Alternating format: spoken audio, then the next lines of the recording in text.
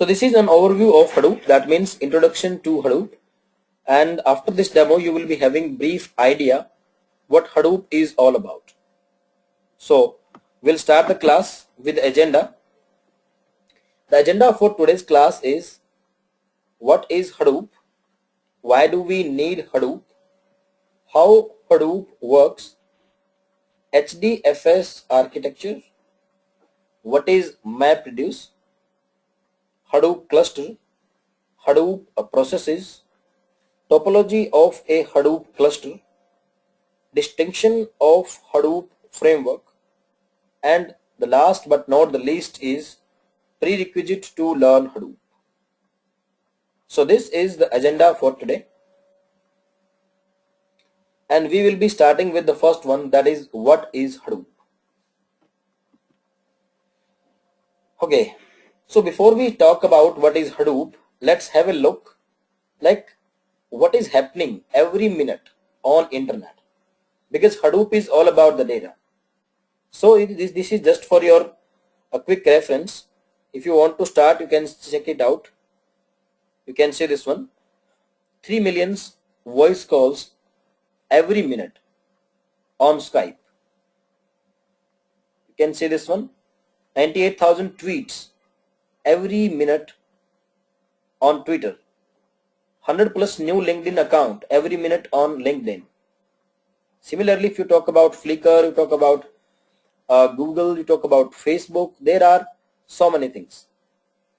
You can see this one, 6 million search queries are happening on Google every minute, 1,700 plus Firefox downloads, 6 million status update every minute, 79,000 wall post every minute, and 5 million comments. So you can see all these things. 168 million emails are sent every minute, 60 plus new blogs, 70 plus download domains are registered every minute, 600 plus new videos are being added to YouTube. So you can say that every minute there are lots of data collected over internet, whether it is email or it is some social networking or it is online transactions, it is banking transaction, or it is anything. Ultimately, we are increasing the data on internet, and since these all things are happening every minute on internet, you can simply assume the data which will be collected after 1 year or after 2 years. So basically, Hadoop is a tool which can be used to deal with big data, and that's why Hadoop and big data are, you can say, interchangeable terms. Big data is a collective term which is used to denote Hadoop, HBase, Hive, Pig, and Scoop. So all these things are coming under big data. So using big data technology, or you can say using Hadoop, we can deal with this large amount of data. So let's move now to the next slide. The next is what is Hadoop. So first of all, Hadoop is an open source framework. We all are working in IT, and we all understand that open source means that is free of cost available over internet. That means we don't need to purchase the license, we don't need to pay anything for that. And another thing is, Hadoop is developed by Apache software team. So Apache is still developing this one. So in case you want to use this, you can simply go to Apache website and you can download it from there. The next is, Hadoop is used for distributed processing of large data set. It seems like there are so many technical terms like distributed processing, large data set. We all are technical guys and we can explore Hadoop technically anytime. I think we should start with some layman example. So let's suppose there is a school, and in that school there is a principal, and along with the principal there are 10 teachers as well. Now there is a task. and the task is of checking 1,000 answer sheets. Now the principal may be qualified enough to do that activity, but if a single person will do that big activity, because checking 1,000 answer sheet is a big and complex activity. So if a single person will try to do that, he or she will be taking a lot of time. Instead of that, if the principal can distribute that processing among 10 teachers, the same task can be completed in less amount of time. Because 10 teachers can check 1,000 answer sheet very easily. Ultimately, every teacher has to check only 100 answer sheets. The same funda applies to Hadoop. Instead of doing big and complex processing over a single machine, and the single machine may be capable of doing that, but it will take a lot of time. So instead of doing that big and complex processing over a single machine, if we can do that processing among multiple machines by distributing it, the same processing, the same task can be completed in less amount of time.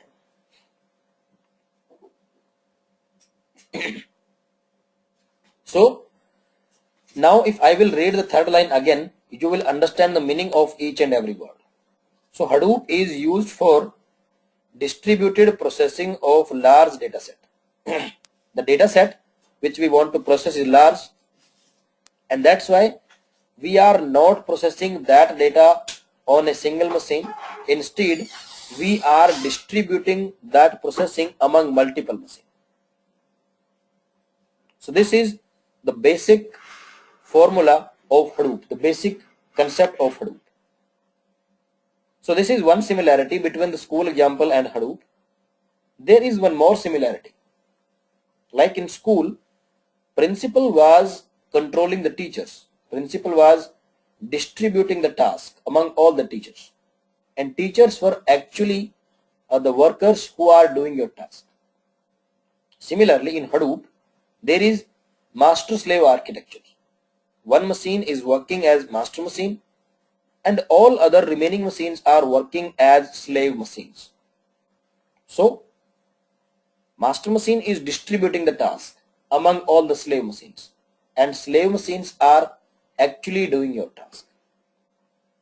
So, this is another similarity between the school example and Hadoop. Moving to the next point, Hadoop works across clusters of computers. Cluster means a group of machines which are connected to each other, which are on the same network, because ultimately master machine has to distribute the task. Master machine has to control the slave machine. So all the machines should be on the same network, and using a simple programming model, that is MapReduce. So MapReduce is a special type of programming which can make the thing possible that we can execute something parallelly on multiple machines, because ultimately we are doing the distributed processing. That means whatever thing we are processing, that should be happening on every machine parallelly at the same time, and that is possible with the help of MapReduce. So this is what is Hadoop.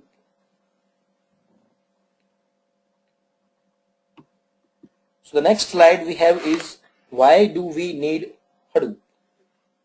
Whenever we are learning a new technology, or whenever we are migrating from one technology to another one, we need to make sure that why do we need that, or do we really need that technology? So let's talk about Hadoop. Why Hadoop is required? The first and the most important reason is data is growing faster. And you very well know from where this large amount of data is coming. We have talked on the very first slide from where this large amount of data is coming. So in old days we were dealing with hardly MB or GB of data, gigabytes. But nowadays we are dealing with terabytes of data. And in the near future we have to deal with petabytes of data. So in order to deal with this large amount of data, we definitely need Hadoop.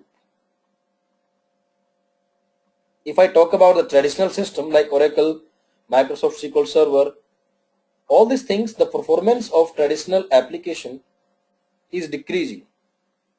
Why? Because the data size is increasing. So the performance is inversely proportional to the size of the data. You are dealing with 200 GB of data, that's fine. Your Oracle may be giving you good performance.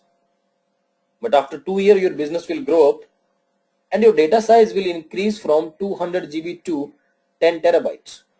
And now, if you will use Oracle for the same, that is not the solution. Oracle is not capable of handling 10 petabytes of data.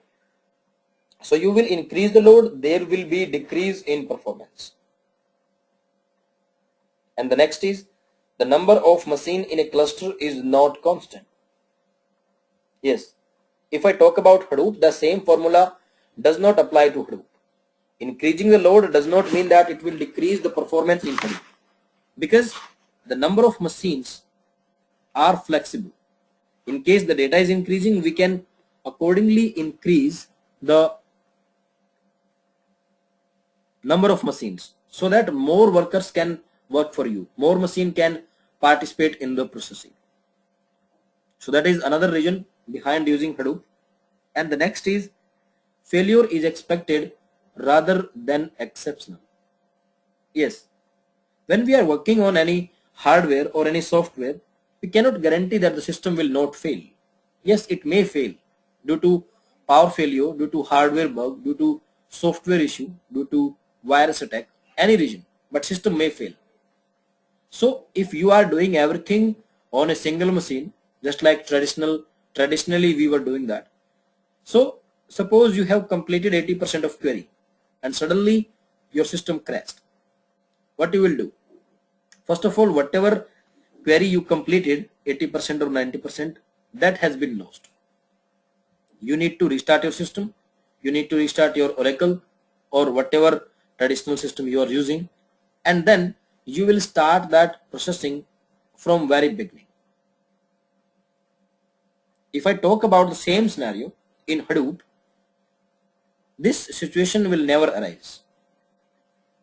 Suppose your master machine distributed the task among 10 machines, 10 slave machines, and unfortunately 2 machines crashed. Does it mean that the task will not be completed? No, it's not like that. If I compare with school example again, if 2 teachers are absent, that simply does not mean that the task of checking 1000 answer sheet will not be completed. We can still complete the processing, still complete the answer sheet checking task, because 8 teachers are available. They might take little more time, because the task which was supposed to be completed by 10 teachers, the same task will be completed by 8 teachers now, but they will complete. Similarly, if I talk about Hadoop, if 2 machines are down, that's not an issue. Your task can be still completed by the remaining available 8 machines, and this way our task will be definitely completed. So these are few reasons behind why we are running towards Hadoop, why we are migrating towards Hadoop. So let's move now to the next slide. The next is how Hadoop works. Now we know very basics about Hadoop. We were talking about the distributed processing.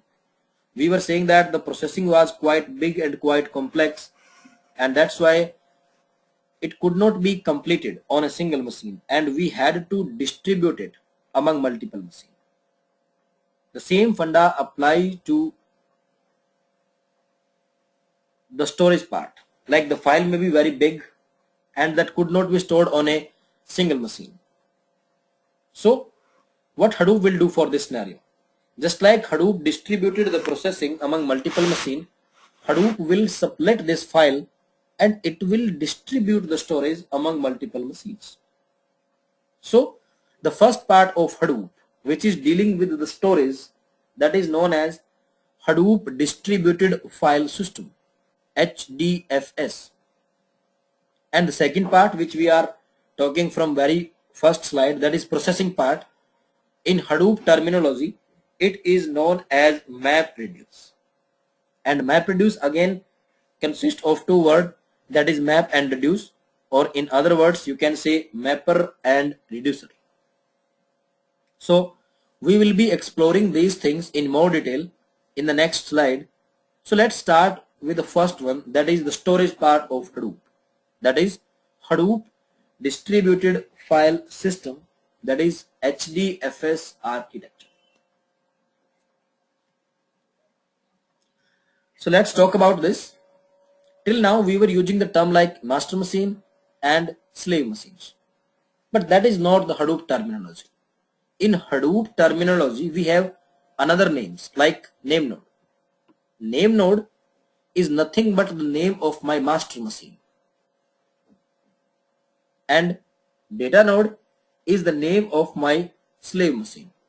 So you can see that 1, 2, 3, 4, 5. So we have one master machine which is controlling 5 slave machines. And apart from master and slave, we have one backup node as well. That is the backup of my master machine. Just like in schools, we have vice principal. So that if principal is absent, there must be someone in the school who can take care of the responsibilities. So because there is only one master machine in Hadoop, that's why we have a backup as well. So you can say that we have a Hadoop cluster of 7 machines. One is master, one is backup master, and remaining 5 are my slave machines.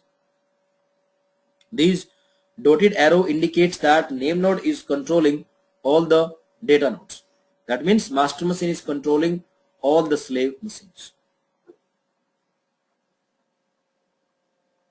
So this is all about master slave architecture.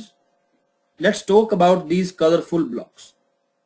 These colorful blocks are 1, 2, 3 and 5, 15.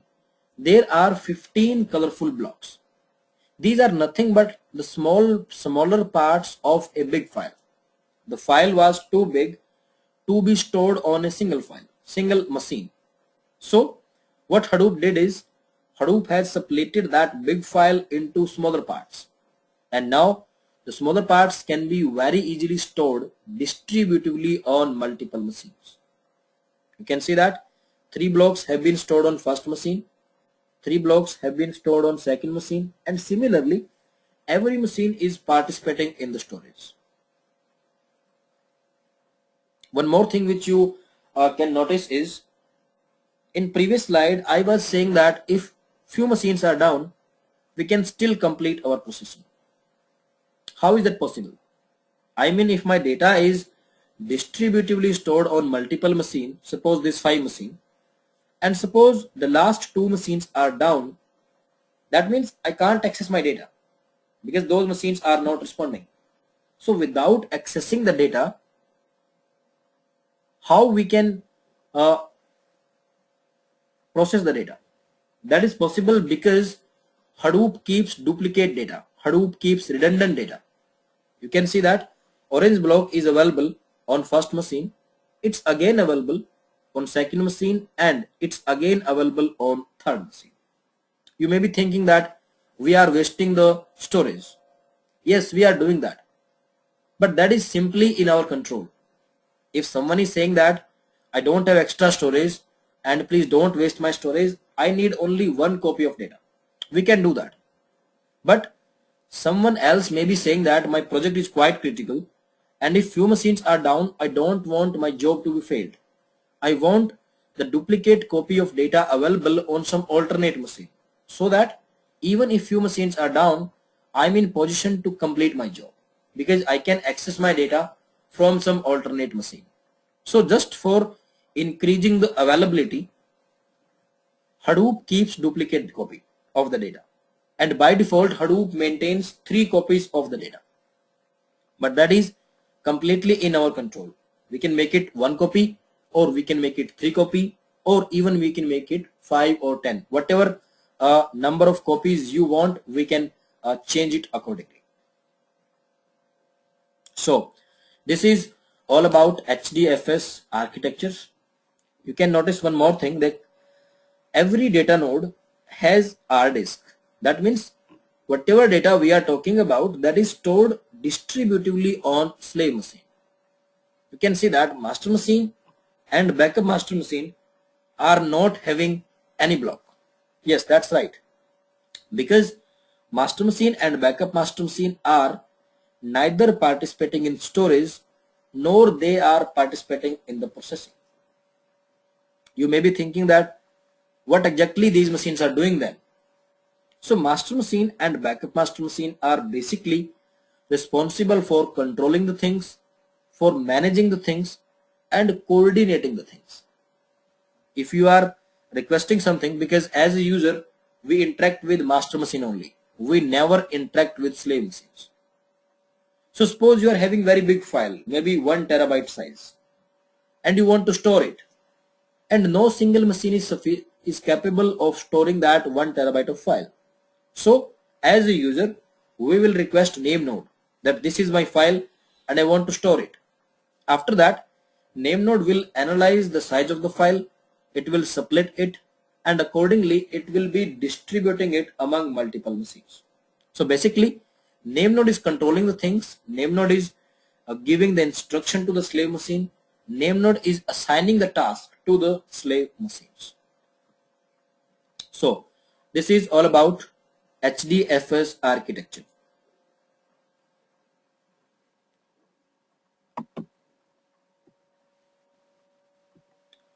So the next we have is, what is MapReduce? You know that MapReduce is the processing part of Hadoop. So this part plays very key role in Hadoop framework. Why this is playing key role? And why the storage part was not playing the key role? Because storage is not a big deal. You can use some extra hard disk, you can use some portable hard disk, you can store your data on some FTP server. There are so many options for that. But if I talk about processing, no single machine is capable of processing terabytes and petabytes of data. That means we definitely need the MapReduce framework to process our large amount of data. So MapReduce is a programming model, and as I told you earlier, with a specialty that it can be executed parallelly on multiple machines at the same time, and hence we can rapidly process very large amount of data. So this is about MapReduce.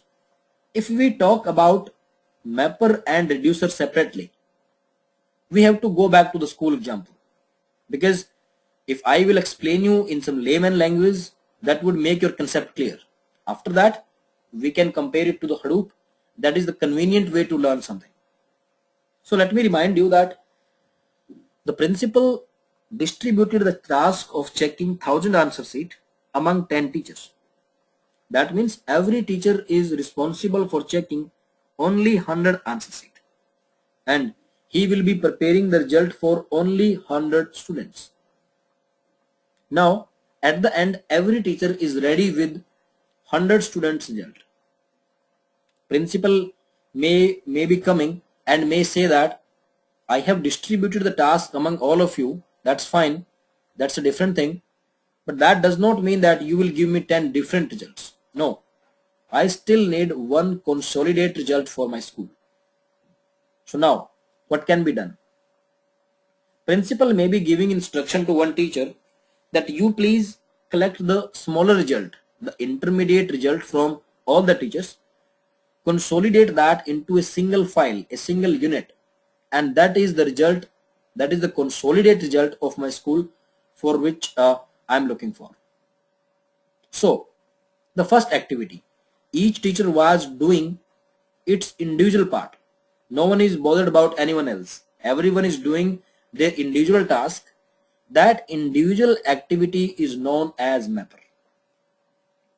And once every teacher is done with the individual activity, and one teacher was consolidating the result, one teacher was collecting the smaller result from each teacher and consolidating that into a single unit, that is known as reducer. So that was in the context of school example. we can come back to Hadoop and we'll explain in the context of Hadoop. So as a user, you provided some task to the master machine, and master machine distributed the task among all the slave machine.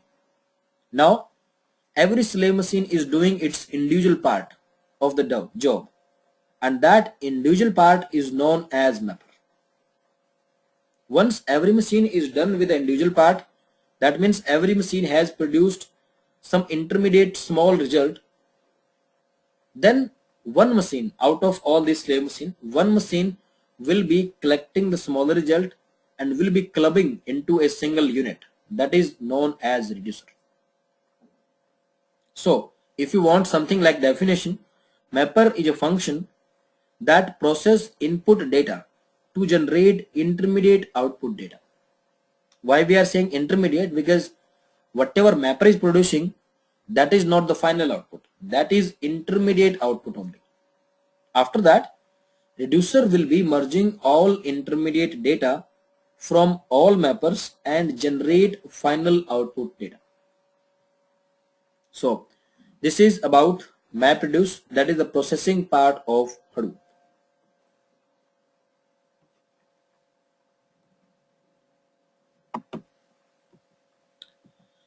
So the next we have is Hadoop services. When we are installing something on our system, there are a few processes, there are few services which will be running on our system. So as we discussed earlier, that the first two classes, that is tomorrow and the day after tomorrow, will be dedicated for Hadoop installation on your system. Because today is the demo class, we haven't done anything practical, but tomorrow onwards we are starting with the regular classes, and whatever things I will do, I will be demonstrating practically on my system. But if I am doing something practical, I think that is more practical for me and less practical for you. So you will be getting the confidence in Hadoop when you will do the things on your system with your hand. So once the Hadoop will be installed on your system, these services will be running. So let's talk about these services. What are the name of the services and what exactly they are doing?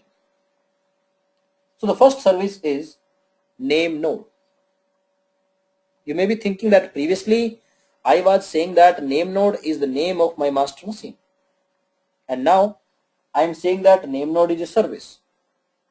So which one is true? So name node is a service only, but this service runs on master machine, and that's why name node is also, master machine is also known as name node. So name node runs on master machine and it takes care of your storage part, that is your HDFS part, Hadoop Distributed File System. Similarly, we have another process, that is job tracker, which also runs on master machine, but it takes care of your processing part, that is MapReduce. The next we have is data node. That is the process which runs on slave machine and it is responsible for handling storage part of Hadoop, that is HDFS. So you can say that name node and data node. Name node and data node are the two processes which are correlated because both the processes are working for your storage part, with a small difference that name node is running on master machine and data node is running on every slave machine. Similarly, job tracker and task tracker are the two processes which are correlated because both are working for your MapReduce part, with a little difference that job tracker is running on master machine and task tracker is running on slave machines.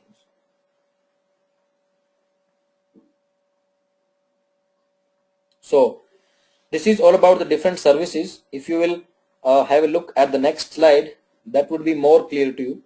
We have the central box, that is my master machine, on which name node and job tracker, both the master processes are running on my master machine, and both the slave processes, that is data node and task tracker, is running on each and every slave machine. And apart from master and slave, we have a secondary name node as well, that is the backup of your master machine. So you can say that when we are talking about storage of data, then name node along with all the data nodes will be participating, will be taking care of your storage part. And when we are talking about processing, the data analysis, job tracker process along with all the task tracker will be participating. So this is all about the different services which are running on a master machine and slave machine of Hadoop cluster. So let's move now to the next slide.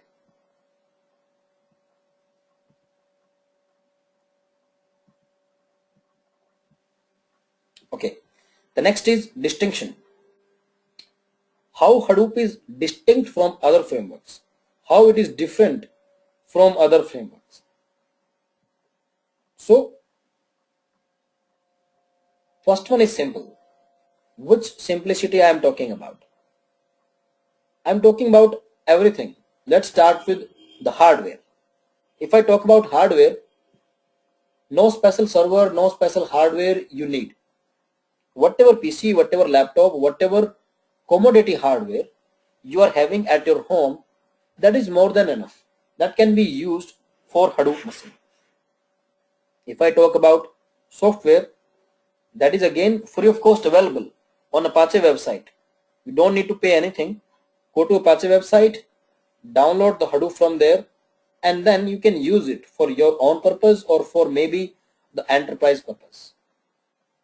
And the third one is it allows user to quickly write efficient parallel code. I mean, we can concentrate on writing the code and execution of that code parallelly on multiple machines. That will be taken care by Hadoop itself. We are not bothered about that. So this is the simplicity of Hadoop. The next is reliability.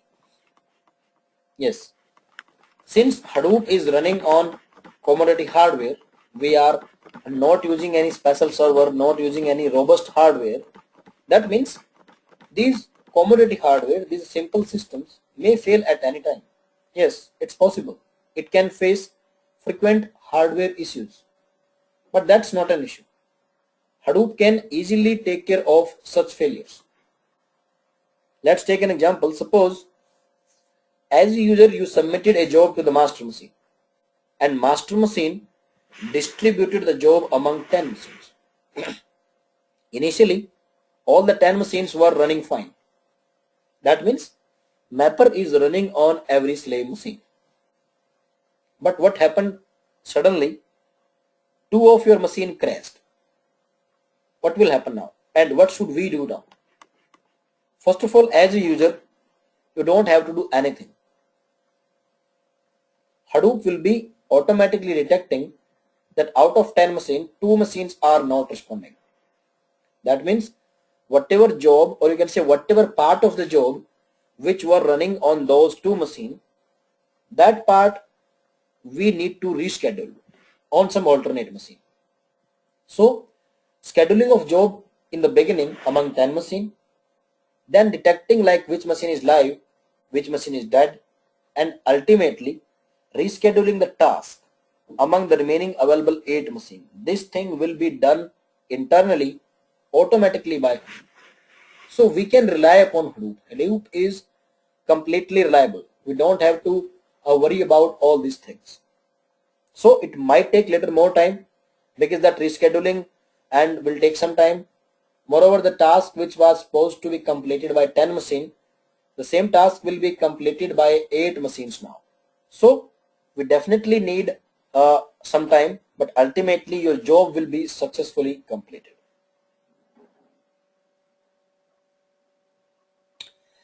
So this is about reliability. The next is scalability. Yes, we can increase or decrease the number of machines in Hadoop cluster anytime. If someone is saying that my jobs are taking time and I want to decrease that, so we can increase the number of machines. Previously you were having 10 machines and still your jobs are taking time, so we can add 5 more machines to the cluster. There may be Another scenario, someone may be saying that my jobs are getting completed in pretty less amount of time and I don't need 10 machines. Okay, not an issue. We can remove few machines from your cluster. So adding or removing the machine from Hadoop cluster is completely in our control, and that's why Hadoop is completely scalable. So this is all about the different features, how Hadoop framework is different from other frameworks. To the next slide. The next slide is about prerequisite. So we are technically done with our Hadoop introduction. Now, if we are ready to go with this training, what are the prerequisites? What are the things required? The first and the most important thing is Linux-based operating system. Most of you may be joining today's demo through Windows. But let me tell you, Windows is not the operating system on which we can install Ubuntu. Ubuntu is made only for Linux-based operating system. That is macOS or Red Hat or maybe CentOS or Ubuntu or any other flavor of Linux. Why I have highlighted Ubuntu in a different color? Because in case you don't have any of these operating system, we can go ahead with Ubuntu. First of all, Ubuntu is an open source. That means you don't need to pay for that. Another thing is we can install Ubuntu in a virtual box. Because you may be using Windows and we don't want to delete that. Your Windows will be intact, and along with the Windows we will be installing Ubuntu on the top of Windows, so that you can use your Windows for your personal things and you can use Ubuntu for learning Hadoop.